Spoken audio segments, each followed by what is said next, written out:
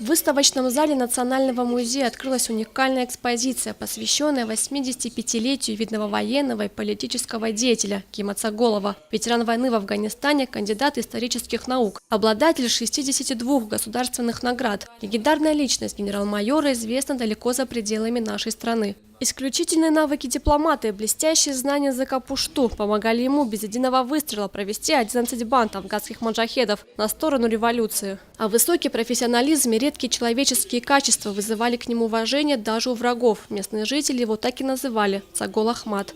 В музее представлены личные вещи, документы и фотографии ветерана. Первые экспонаты для коллекции передала хранилищу родная сестра героя Клара Зулоева. Музей, собственно говоря, хранилище памяти, в первую очередь должен аккумулировать вот такие вот исторические события, история об исторических личностях.